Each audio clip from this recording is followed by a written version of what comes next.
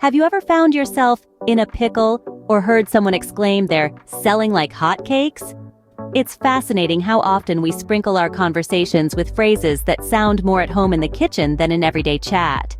Today, we delve into the savory world of food idioms, slicing through their meanings, origins, and how they pepper our daily dialogues. First up, piece of cake. When something is extremely easy to accomplish, we often say it's a piece of cake. This delicious phrase likely originated from the 20th century when cakes were given out as prizes for winning competitions. Over time, since winning a cake is a delightful and easy outcome, the term evolved to mean something effortlessly achieved. Moving on, let's tackle in a pickle. This phrase means to be in a difficult or confusing situation. It finds its roots in the early 17th century from Shakespeare's play, The Tempest, where Alonso is described to be in a pickle, meaning in a state of high confusion. Imagine being submerged in a jar of pickling spices. Quite the tricky place to be. Next, consider the idiom selling like hotcakes. This means selling very quickly or in large quantities. It originates from the United States in the late 19th century, when hotcakes, typically made during American fairs, would sell out fast because they were cheap and delicious. Thus, anything moving quickly off the shelves was compared to these popular treats. Let's not forget, butter someone up.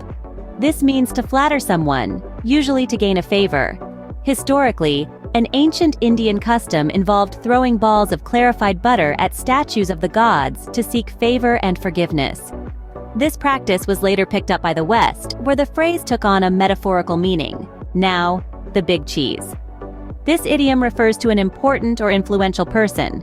It originated in the late 19th or early 20th century, possibly from the Urdu word chiz, meaning thing, introduced by British soldiers in India to describe a splendid object or affair.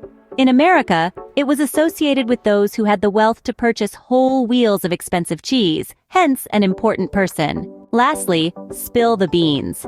This phrase means to reveal secret information accidentally or purposely.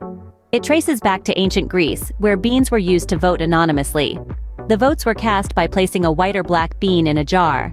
If someone accidentally or intentionally tipped the jar over, the beans spilled, revealing the secret outcome prematurely. In summary, food idioms add flavor and color to our language, making it more vivid and expressive. From a piece of cake to spill the beans, these phrases not only enrich our verbal expressions, but also connect us to cultural histories and practices.